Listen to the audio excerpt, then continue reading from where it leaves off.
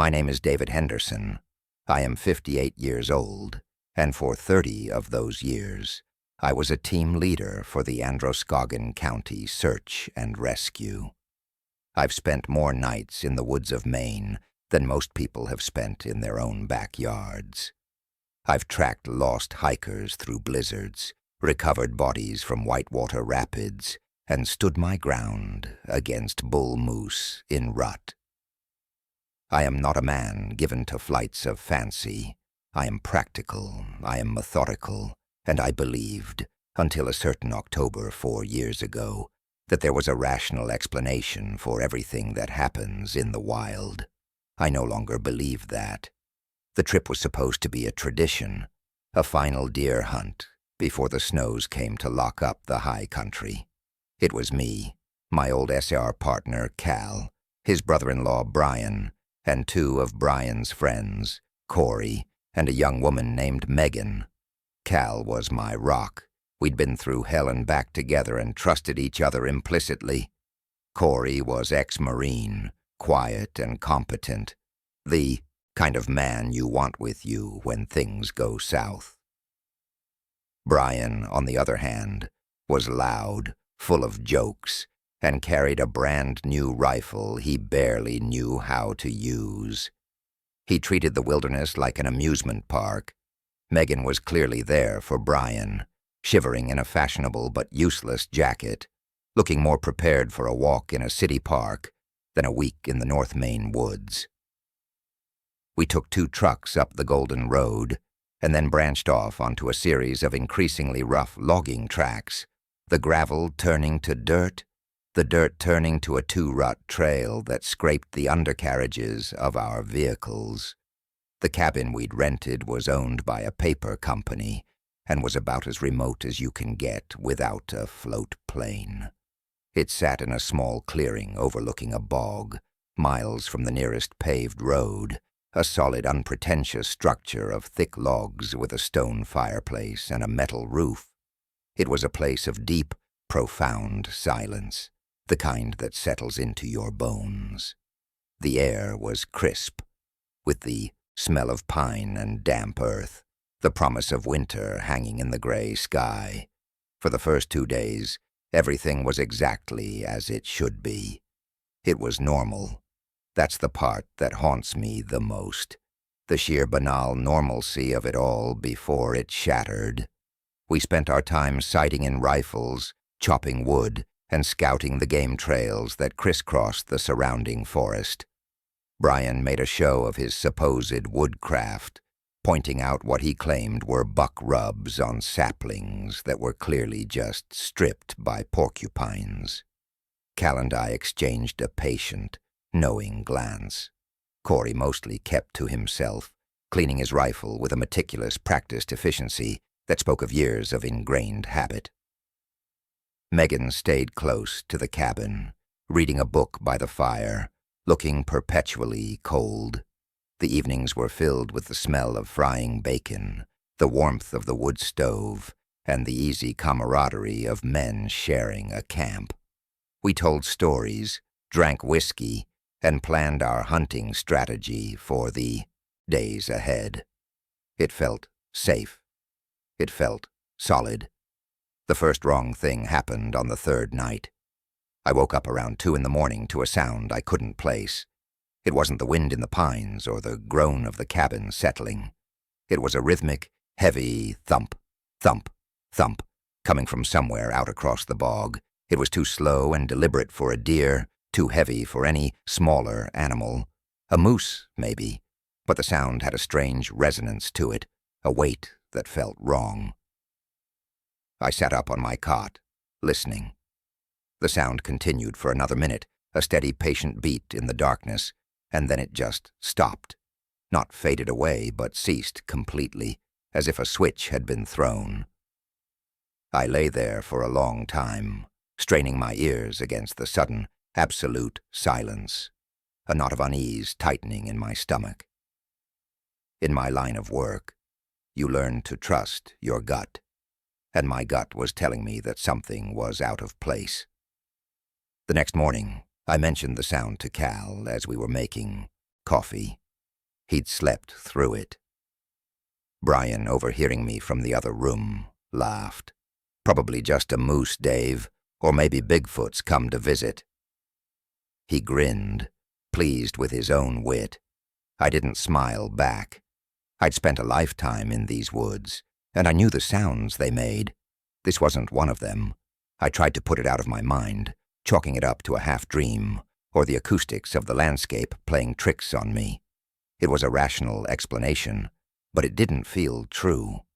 The feeling of wrongness lingered, a low-grade hum of anxiety just beneath the surface. Later that day, Cal and I were scouting a ridge about a mile north of the cabin when we found the deer. It was a large doe, or what was left of her. She was lying in a small clearing, and at first glance it looked like a standard wolf or coyote kill. But as we got closer, the details started to scream. The carcass wasn't just fed upon, it was dismantled. The ribcage had been snapped open with incredible force, the ribs broken cleanly like dry twigs. One of the hind legs had been torn completely from the hip socket, but the most disturbing part was the head. It was propped up against a stump, facing the trail we were on, its dead eyes staring into nothing. There were no feeding marks on it at all. It was a display. What in God's name did this? Cal whispered, his hand resting on the hunting knife at his belt. I knelt, examining the ground. There were tracks, but they were a mess, a chaotic jumble of prints smeared in the mud and pine needles. Some of them were huge, far larger than any black bear track I'd ever seen, and the shape was wrong.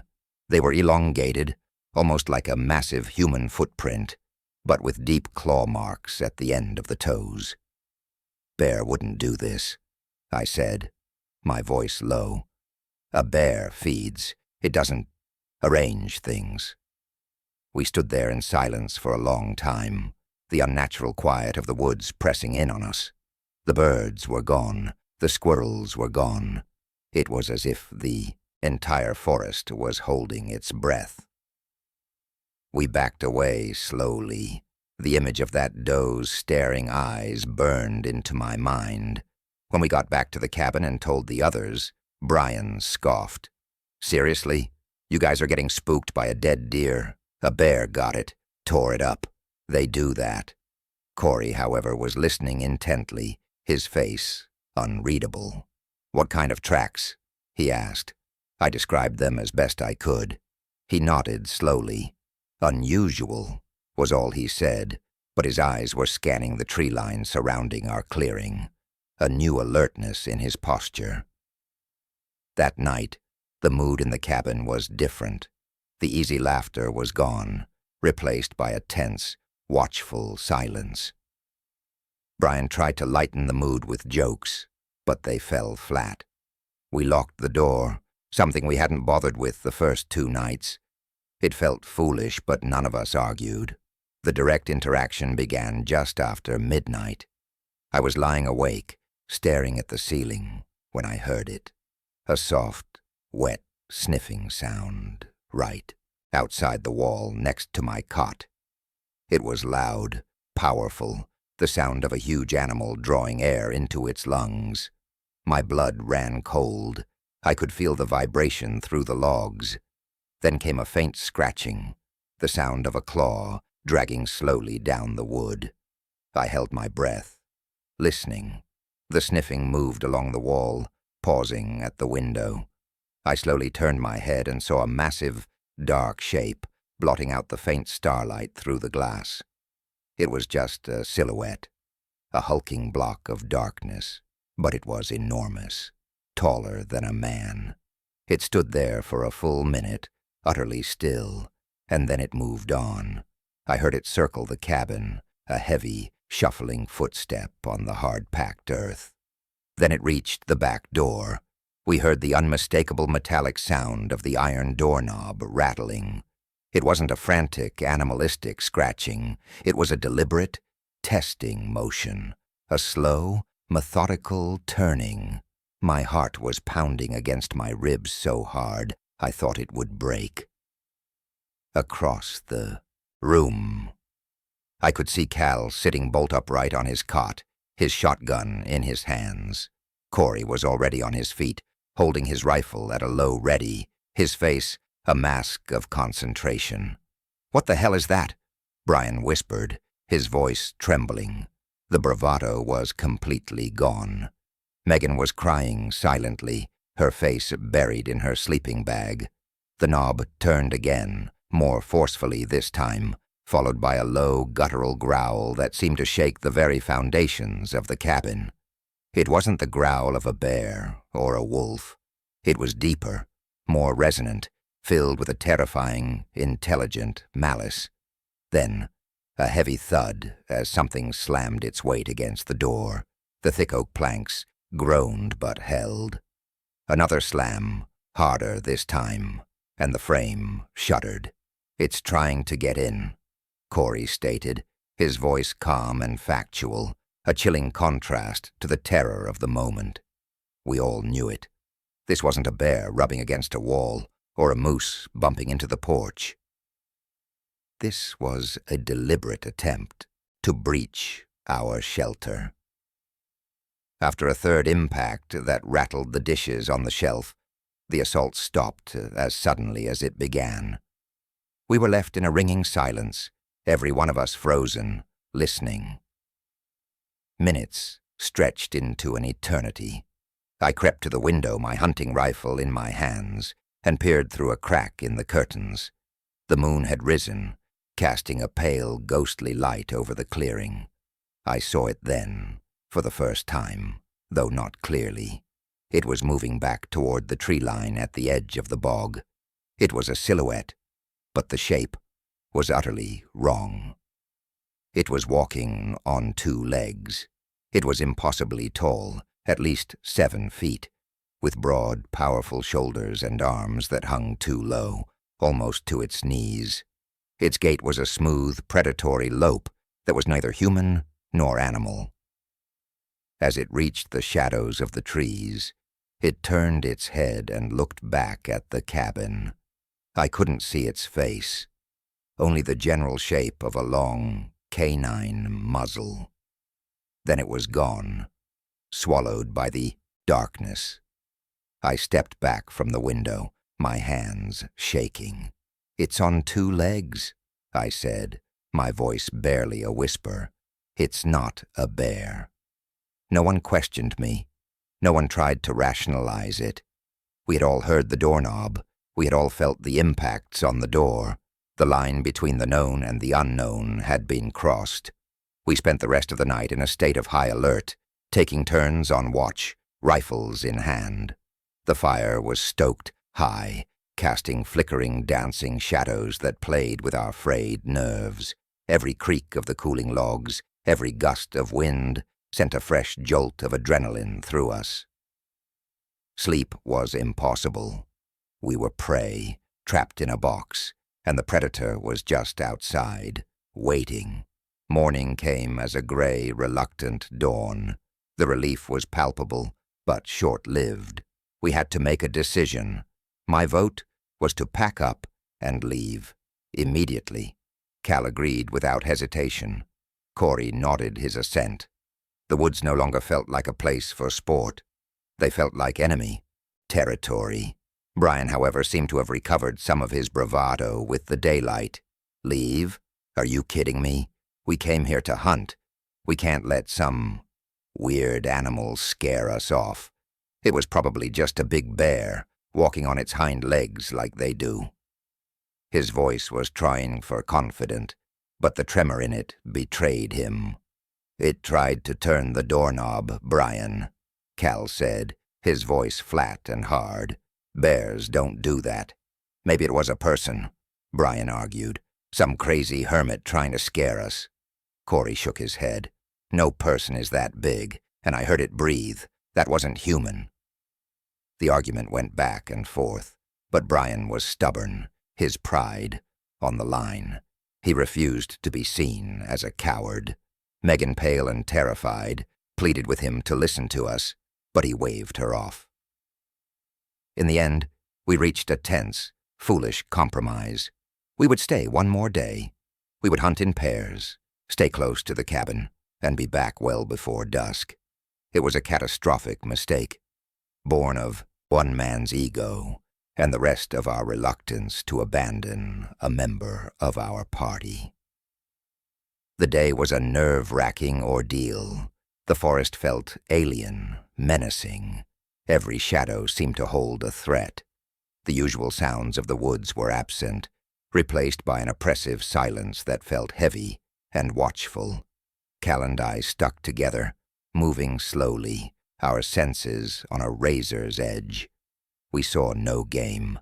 We saw no tracks other than our own. It was as if the forest had been emptied of all life. We returned to the cabin early, around 3 in the afternoon, our nerves shot. Corey and Megan were already there. Corey was methodically reinforcing the boards over the windows, using nails he'd found in a shed out back. Brian was nowhere to be seen. "Where's Brian?" Cal asked, his voice tight with anxiety. Megan looked up, her eyes wide with fear. "He went out about an hour ago. He said he was going to circle the clearing, that he was tired of being cooped up, of being scared of shadows."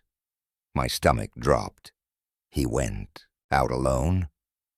Corey didn't stop hammering, but answered grimly. "Tried to stop him. He called me paranoid." We immediately fanned out, calling his name. Me, Cal, and Corey. We told Megan to stay inside, lock the door, and not open it for anyone until she heard our specific signal. Our calls echoed through the unnaturally still trees, unanswered. The air was getting colder, the light beginning to fade. Panic, cold and sharp, began to prick at me. We found him at the edge of the bog, not 50 yards from where I had seen the creature disappear into the woods the night before. He was lying face down in the marshy grass. There was no blood, no visible sign of a struggle. Cal reached him first and rolled him over. His eyes were wide open, staring at the sky with an expression of ultimate, frozen terror. His new rifle was lying beside him, unfired. "What happened?" Corey asked, coming up behind me.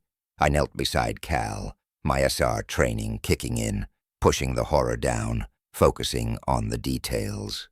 There were no wounds, no broken bones I could feel, but on his neck, just below his jawline, were 2 deep, dark bruises, perfectly circular, as if he'd been gripped by an iron thumb and forefinger. His neck had been snapped.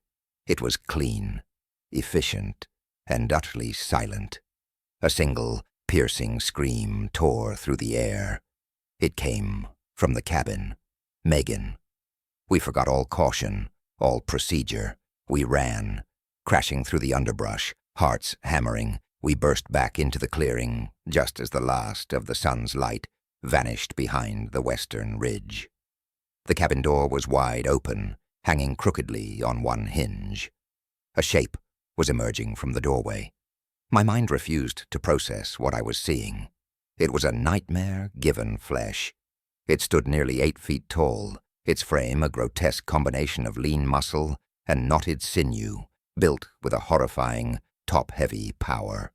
Its shoulders were immense, disproportionately wide, from which hung 2 long, powerful arms that ended in large, 5-fingered hands tipped with thick black claws.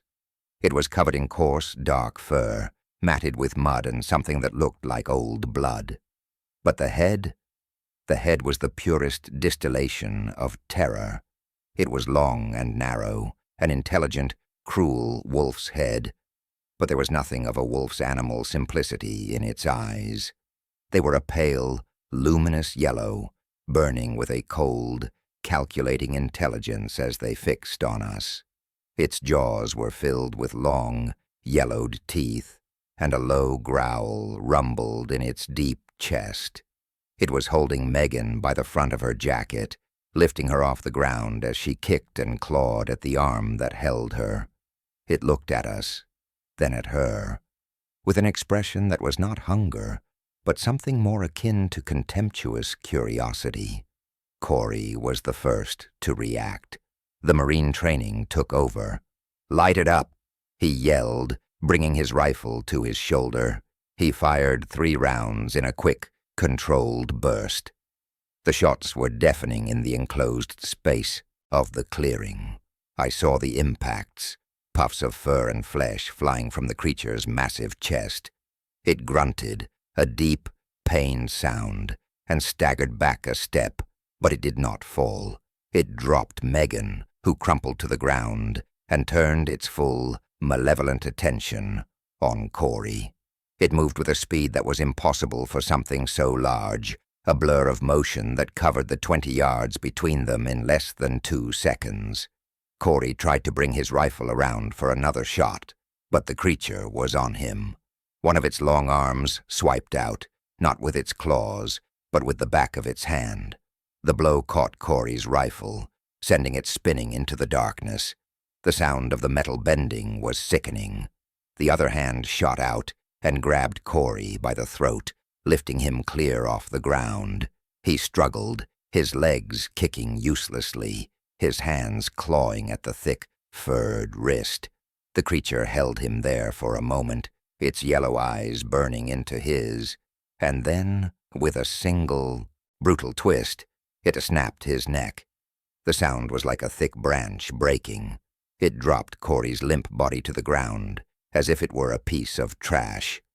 Cal and I had been frozen for that split second, paralyzed by the sheer, unholy violence of it. The spell broke. We both opened fire.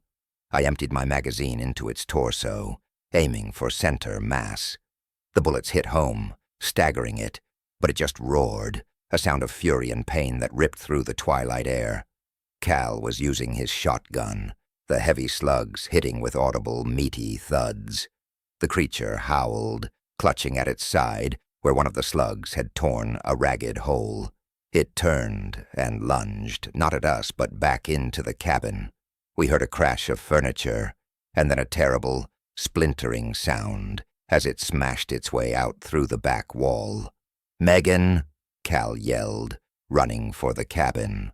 I was right behind him, fumbling to reload a fresh magazine into my rifle, my hands slick with sweat and shaking uncontrollably. We found her huddled in a corner, covered in plaster dust, hysterical but seemingly unharmed. The cabin was a wreck. A table was overturned, and there was a gaping man-sized hole in the rear wall where the thing had exited. "We have to go. Now," I said, my voice hoarse.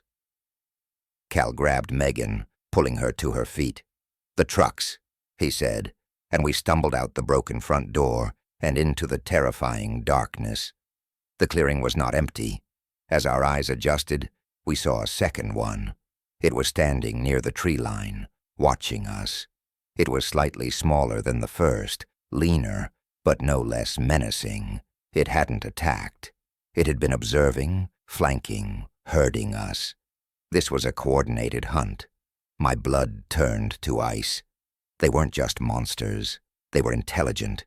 They were strategists. The second creature took a step toward us, a low growl starting in its chest. From the woods behind the cabin, an answering howl rose, the sound of the wounded one. They were communicating. We didn't wait. We ran for the trucks, dragging a sobbing Megan between us. We half-carried, half-pulled her across the clearing, our boots slipping in the mud. The sounds of pursuit were immediate, the heavy loping footfalls of 2 massive creatures crashing through the woods, paralleling our path. They weren't rushing us. They were pacing us, staying just inside the darkness of the trees, letting us see their shapes moving in the periphery, letting the terror build. It was a game to them. We reached the trucks, gasping for breath. "Get her in," I yelled at Cal, fumbling for my keys. Cal threw open the passenger door of my truck and pushed Megan inside. He turned to get into the driver's seat of his own truck, parked beside mine. That's when the first one broke from the trees. It was the big one, the one we'd shot. It was limping, favoring its side, and its dark fur was slick with blood, but it was moving with a terrifying purpose. It ignored me and went straight for Cal. Cal saw it coming and tried to raise his shotgun, but he was too slow. The creature slammed into him, throwing him against the side of his truck with enough force to dent the steel door. The shotgun clattered to the ground. I raised my rifle and fired, the muzzle flash blinding me for a second. I hit it in the shoulder. It roared and swiped at Cal, its claws tearing through his heavy jacket and the flesh beneath. Cal screamed, a sound of pure agony. From the corner of my eye, I saw the second one closing in on my side. I didn't have time to think. I remembered the emergency flare gun I kept in the glove box. A desperate, last-ditch idea. I wrenched open my driver's side door, leaned in, and grabbed it, along with a single red flare cartridge. My hands were shaking so badly I almost dropped it. I slammed the cartridge in, my back to the approaching second creature. I could hear its heavy, panting breaths just feet away. I spun around, leveling the stubby orange pistol. The creature was almost on top of me, its yellow eyes wide, its jaws open. I pulled the trigger. The flare ignited with a loud whoosh and a brilliant, searing flash of crimson light. It struck the creature square in the chest. It wasn't a bullet. It wouldn't kill it. But the sudden blinding intensity of the magnesium flare and the burning heat had a shocking effect.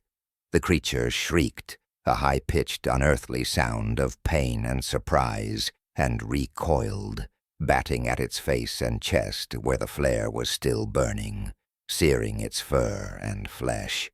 The first creature, which had been mauling Cal, was also affected by the sudden, intense light. It paused its attack, turning its head away from the glare, momentarily disoriented. It was the opening we needed. It was the only opening we were ever going to get. "Cal, get in," I screamed. He was on the ground, clutching his side, blood pouring from deep gashes in his chest and arm, but he was alive. He scrambled on his hands and knees, pulling himself into the passenger seat of my truck as I jumped behind the wheel.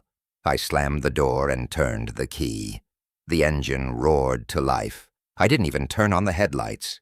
I stomped on the gas pedal, and the truck lurched forward, tires spinning in the mud. The wounded creature lunged at the truck as we fishtailed away, its claws screeching down the side of the truck bed, leaving deep gouges in the metal. I saw it in the rearview mirror, standing in the red glow of the dying flare, a towering figure of rage and thwarted violence. Then we were on the trail, and I plunged us into the welcome darkness. I drove like a madman, the truck bouncing and crashing over the rough trail, branches scraping against the windows.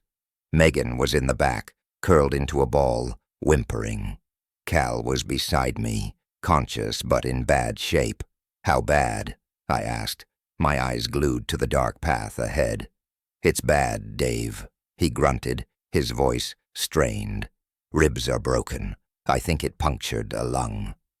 He was breathing in shallow, ragged gasps. I pushed the truck harder, praying the suspension would hold. Every shadow that flickered at the edge of my vision was a monster. Every snap of a twig under the tires was a footstep of pursuit. We drove for what felt like an eternity, the adrenaline the only thing keeping me going. After 10 minutes of brutal, bone-jarring travel, the truck suddenly swerved, and the steering wheel went dead in my hands. A flat. I slammed on the brakes, the truck sliding to a halt at a sickening angle. "No, no, no," I muttered, my heart sinking into a black pit of despair. I got out, rifle in hand, and checked the tires. Both tires on the driver's side were shredded. They hadn't been punctured. They had been slashed, deep, deliberate cuts through the thick rubber. They'd gotten to the trucks before we did. While we were out looking for Brian, they had been disabling our escape. The sheer cold intelligence of it was more terrifying than any brute force. We were stranded, miles from anywhere, with a severely injured man and a traumatized woman, and those things were out there, hunting us. "We have to walk," I said, the words tasting like ash in my mouth. "We can't stay here." Cal shook his head.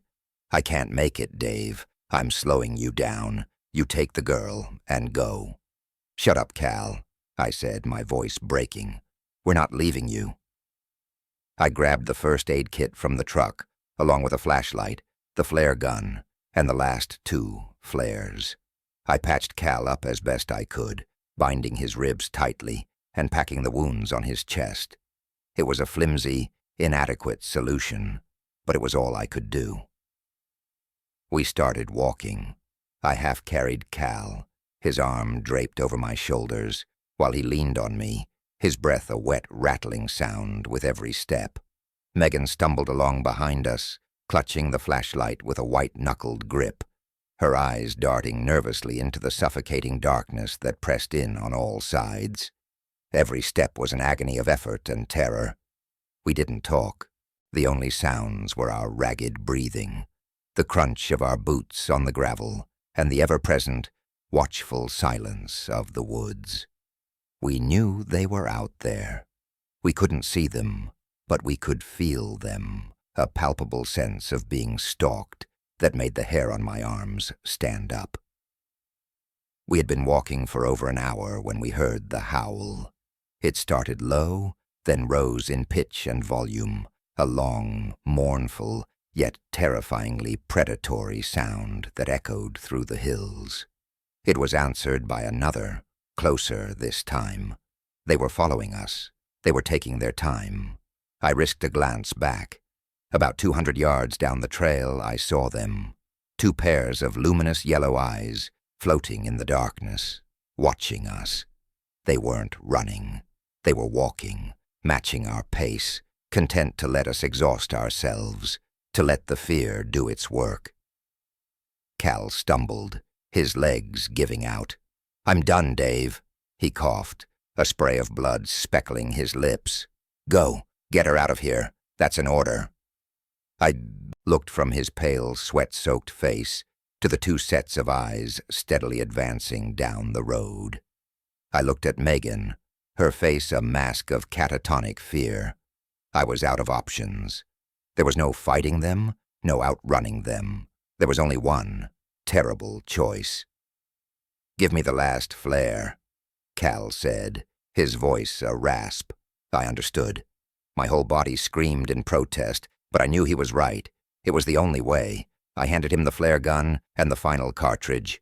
"You tell my wife I love her," he said, and he managed a weak, grim smile. "And you get the hell out of here."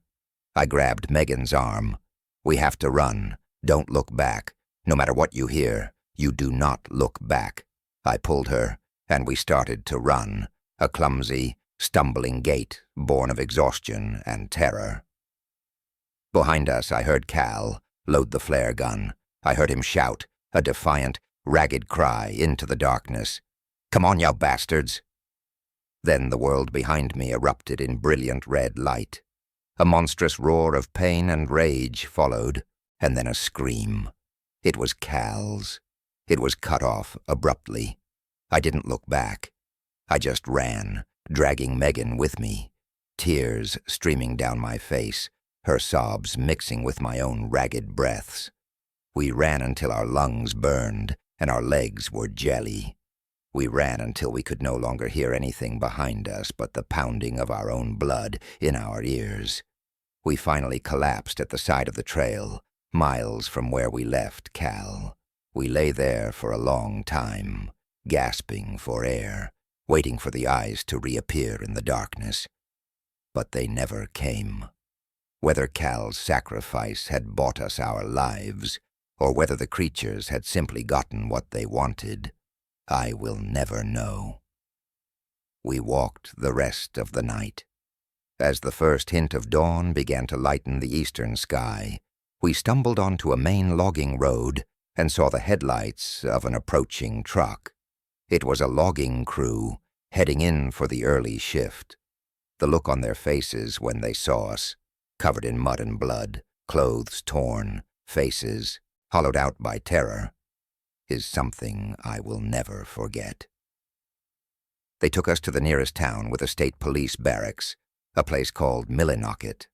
I told them everything. I gave my statement, clear and concise, detailing every event from the first sound I heard to the moment we were picked up. I told them about the tracks, the doorknob, the impossible size and speed of the creatures, the intelligent tactics, the deaths of Brian, Corey, and Cal. I knew how it sounded. I knew it was insane. The trooper, a young man with a tired, patient face, wrote it all down without expression. Megan was too traumatized to speak coherently. She just sat in a corner, wrapped in a blanket, shaking. They sent a team of game wardens and troopers up to the cabin later that day. They found the trucks. They found the bodies. The official report, when it came out weeks later, was a masterpiece of dismissive bureaucracy. Brian, it said, had died of a broken neck from a fall. Corey and Cal had been attacked and killed by a large, unusually aggressive black bear, which had also been responsible for the damage to the cabin and the trucks. My own statement was noted as the product of extreme stress and trauma. The talk screen they ran on me at the hospital was, of course, clean. They had their tidy, rational explanation. Case closed. No one wanted to hear the truth. A bear. They explained away the snapped neck, the slashed tires, the hole smashed through the cabin wall, as a bear. They ignored the fact that 3 experienced men, 2 of them armed with high-powered rifles, were killed. They ignored everything that didn't fit into their neat little box of what was possible. I was left with the truth, an unbearable weight that I had to carry alone. There was one exception. An old game warden, a man with a face like a topographical map of the state of Maine, took me aside as I was leaving the barracks. He looked me straight in the eye and spoke in a low voice. "I read your statement, mister. Read your Henderson. All of it." He paused, looking around to make sure no one was listening. "You're not the first. Over the years, we get stories from up in that country. Loggers, trappers, people go missing. Sometimes we find parts. We write it up as a bear, or they got lost and succumbed to the elements. It's cleaner that way." He put a hand on my shoulder. "Take my advice. Don't ever go back up there. There are some places in this world that are best left alone. Some things that don't want to be found." He walked away without another word, leaving me with the chilling, unspoken confirmation that he knew. He knew, and he was part of the silence. I never went back. I quit search and rescue. I sold my house in the country and moved to Portland, a city surrounded by concrete and streetlights. I can't stand the quiet anymore. I can't look at a dark tree line without feeling a cold dread crawl up my spine. The nightmares are relentless. I see yellow eyes in the dark. I hear Cal's final scream. I live with the guilt of my survival, bought at the cost of my friend's life. I know what's out there in the deep woods. I know that the world is older and stranger than we are taught, and that not all of its inhabitants are friendly. I don't tell this story for sympathy. I tell it as a warning. There are shadows in this world that are deeper than just the absence of light. There are things that walk on 2 legs that are not men. If you ever find yourself in the wild places and you feel that unnatural silence and your gut tells you that you are being watched, listen to it. Don't try to rationalize it. Don't let your pride make you foolish. Just leave. Get in your car and drive away, and don't ever go back. Because some truths don't set you free. They just trap you in a darkness you can never escape.